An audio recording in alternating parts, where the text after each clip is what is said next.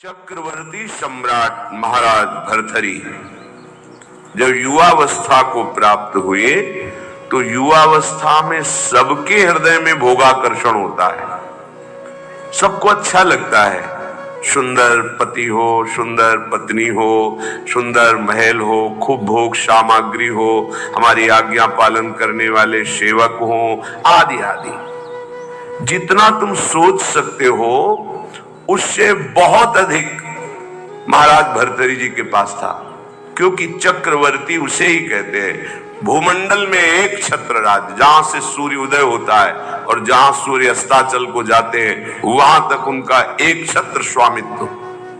छोटे भाई विक्रमादित्य महान बलशाली, महान बुद्धिमान, कुछ कमी नहीं।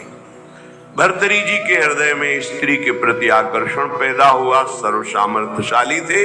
आदेश किया विश्व की सबसे सुंदर राजकुमारी को हमारे पास पत्नी के रूप में वर्ण करने के लिए लाया जाए। कौन नहीं चाहेगा ऐसे सम्राट, ऐसे सुंदर वैभवशाली राजा को अपना पति बनाना।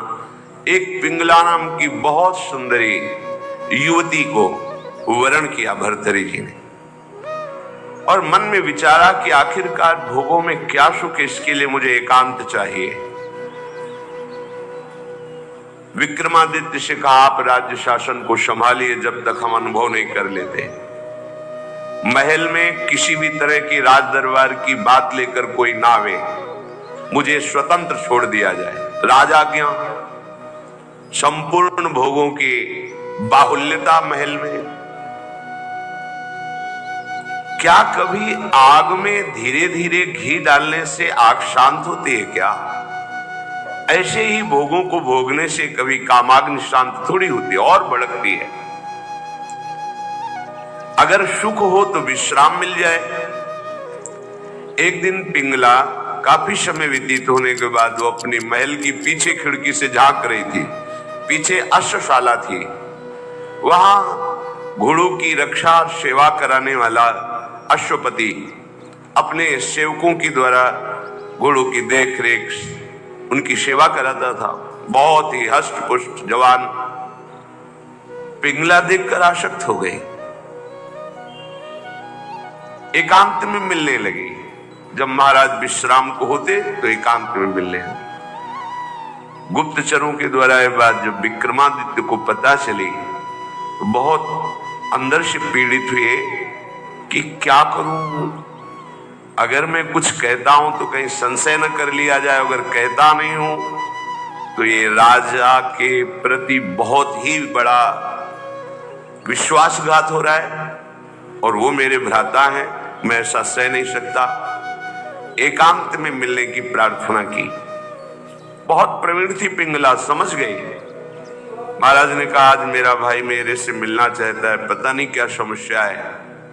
उनका मुझे पता है, जाइए पहले आप पूछ कर आइए।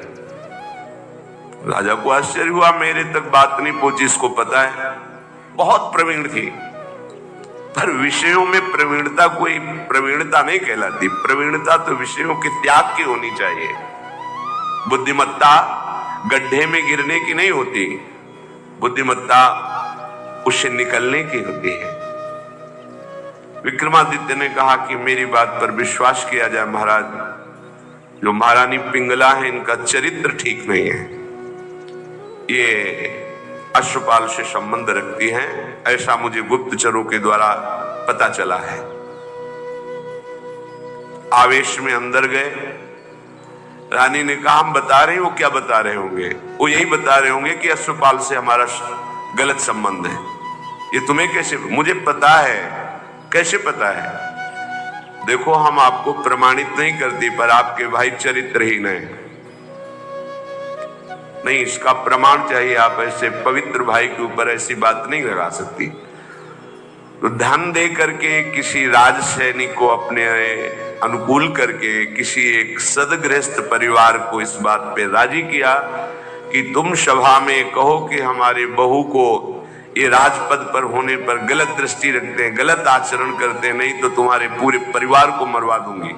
और महारानी पद में है, अगर ऐसा बोला तो सब सुख सुविधाएं आपको दे देंगी। वो बेचारा राज भय के कारण ऐसा ही बोला। महाराज की आसक्ति थी पिंगला में, भर्तरी जी की। उन्होंने बिना कुछ विचारे पिंगला की सलाह से और वो प्रमाण सदगृहस्थ जो बोला उससे उन्होंने विक्रमादित्य का राज निष्कासन आदेश कर इन्हें राज्य से बाहर कर दिया जाए, कभी हमारे सामने ना आए, हमारा ऐसा धर्महीन भाई नहीं हो सकता। विक्रमादित्य ने समझाने की कोशिश की लेकिन उनको समझ में नहीं आया। अब तो स्वतंत्रता, लेकिन जो धर्म युक्त होता है भगवान उसकी रक्षा करते हैं। एक ब्राह्मण तपस्या कर रहा था धन लाभ के लिए। देवराज इंद्र प्रकट हुए और उन्होंने कहा कि ये लो अमृत फल, और अंतर ध्यान हो गए। ब्राह्मण ने कहा वैसे ही दरिद्र हूं, भूखे मर रहा हूं, अमर होके क्या करूंगा, मुझे तो धन चाहिए था। तो चलो विचार आया भगवत प्रेरणा से कि ये फल हम महाराज भर्तरी जी को दे देते हैं। अगर धर्मात्मा राजा बहुत काल तक अमर रहेगा तो प्रजा सुखी रहेगी। राज दरबार में तपस्वी ब्राह्मणों के लिए कहीं कोई रोक टोक नहीं थी। वो गए महल में मिलने की आकांक्षा की, तुरंत आदर सहित महाराज भर्तरी उपस्थित हुए, आज्ञा कीजिए। और उनका हमने तपस्या की थी धन प्राप्ति के लिए, पर मिला ये मुझे अमृत फल, क्या करूंगा अमर होकर, वैसे ही गरीब हूं। हमारी इच्छा है कि आप जैसे धर्मात्मा राजा यदि अमर रहेंगे तो प्रजा का पुत्रवत पालन करेंगे, और मुझे धन चाहिए तो आप धन दिला दीजिए और ये अमर फल ले लीजिए। अविश्वास की कोई गुंजाइश नहीं थी क्योंकि तपस्वी ब्राह्मण थे। महाराज भर्तरी ने आदेश किया जितना ये धन चाहे इनको दे दिया जाए। अमर फल लेकर एकांत में विचार किया कि मेरा संपूर्ण मन तो पिंगला में लगा हुआ है, मैं अमर होकर क्या करूंगा। यदि पिंगला अमर हो जाए तो जब तक जीवित रहूंगा ये हमारे साथ रहेगी। पिंगला को बुलाया और कहा महारानी ये फल खा लीजिए, हमारे देश के ब्राह्मण की तपस्या से ये अमर फल मिला है, इससे तुम मरोगी नहीं, अमर हो जाओगी। उनका आपको पता है कि अमर फल ऐसे नहीं पाया जाता, स्नान आदि करके देवार्चन करके हम पालेंगे, दे दीजिए। ले लिया। पिंगला ने विचार किया कि अगर मेरा मित्र अश्वपाल अमर हो जाए तो फिर हमारा मिलन होता रहेगा। एकांत में जब अश्वपाल मिला तो उसको अमर फल दे दिया कि तुम पालो इसे। उसने भी कहा हम पालेंगे, लेके चला गया। और उसकी परम आसक्ति थी महाराज के दरबार की नर्तकी वैश्या से। नवयुवती अत्यंत सुंदर। उसने उस वैश्या को बुलाया अश्वपाल ने और कहा कि अमर फल मुझे प्राप्त हुआ है, मैं अमर होके क्या करूंगा, मेरी आसक्ति तो तुम्हारे में है, तुम इसे पालो, अमर हो जाओगी। तो जब तक मैं जीवित रहूंगा तुम्हें देखता रहूंगा, तुमसे मिलता रहूंगा। वैश्या ने फल ले लिया। वैश्या ने विचार किया मैं जिस दरबार की नर्तकी हूं तो अमर होकर क्या करूंगी, नाचती ही तो रहूंगी। अगर मेरा महाराज अमर रहे तो अच्छा रहेगा। नर्तकी ने उनके निज महल के अंगरक्षक से कहा कि मुझे महाराज से मिलने की प्रार्थना की जाए और मिलाया जाए। महाराज कृपा करके मिले, क्या बात है। तो उनका मैं आपके दरबार की नर्तकी हूं, मुझे अमर फल मिला है, मैं आपको देना चाहती हूं। होश उड़ गए महाराज, वही अमर फल। वैश्या से कहा कि तुम्हें किसी भी तरह का दंड नहीं दिया जाएगा, पर तुम सत्य बोलो, ये अमर फल कहां से प्राप्त हुआ है। उनका ये अमर फल मेरा एक मित्र है जो राज परिवार के घोड़ों की सेवा कराता है, अश्वपति, उसने हमें दिया है। और वो महल के पीछे ही था अश्वशाला। महाराज समझ गए। उसको बुलाया अश्वपति को और कहा भाई वैसे तो खड़े खड़े हम तुम्हारे सैकड़ों टुकड़े करवा सकते हैं, पर हम तुम्हें क्षमा करते हैं यदि तुम हमें सच्ची बात बता दोगे कि तुम्हें अमर फल कहां से प्राप्त हुआ है। डरते हुए भयभीत होकर उसने कहा महारानी पिंगला ने दिया है। होश हो गए। ओहो, मुझ चक्रवर्ती सम्राट से ये तृप्त नहीं है, अश्वपाल से आसक्ति, अश्वपाल महारानी पिंगला से आसक्त नहीं है, वैश्या से। धिक्कार है इस काम को। सभा में कलम पधार रहे ऐसी घोषणा कर दी जाए और गुप्तचरों को भेजा कि विक्रमादित्य जहां भी किसी भी जंगल में कहीं भी खोज कर लाए जाए, हम उनसे क्षमा याचना करेंगे। वो मेरे भाई हैं, मेरे से गलती हो गई। गुप्तचरों को पहले से ही पता था कि वो कहां हैं। विक्रमादित्य को भी बुलाया गया सभा में। भर्तृहरि जी पहुंचे और कहा पिंगला को उपस्थित किया जाए।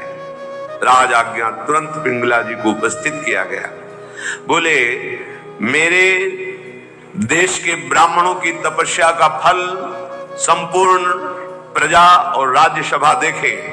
मैं अपनी तलवार से रानी का गला काटूंगा, पर वो मरेगी नहीं क्योंकि इसने अमृत फल खाया है। और तलवार खींचा, जे ही प्रहार करो, चीख पड़ी, नहीं महाराज रुकिए। क्यों? तुम्हें संशय है? अमृत फल मिथ्या नहीं हो सकता। उनका मैंने पाया नहीं। क्या किया? अश्वपाल को दे दिया, क्योंकि मेरी आसक्ति अश्वपाल। कुछ किसी से फिर नहीं बोले। राज मुकुट सिंहासन पर रखकर और कहा विक्रमादित्य तुम इसका पालन करना, मैं ऐसे निकृष्ट संसार का आश्रय नहीं लूंगा। धिक्कार है। कैसा ये काम है जो मुझ चक्रवर्ती सम्राट से ये पिंगला तृप्ति का अनुभव नहीं कर पाई, विश्राम नहीं मान पाई। ये अश्वपाल से, अश्वपाल महारानी से नहीं, एक वैश्या से। धिक्कार इस काम की वृत्ति को, धिक्कार इस झूठे संसार के प्यार को। और घोर वैराग्य में जीवन व्यतीत किया और भगवान शंकर का साक्षात्कार करके ये वरदान मांगा कि कभी मुझे सम्मान से भिक्षा भी न मिले, क्योंकि ये सम्मान ही संसार के राग को पुष्ट करता है।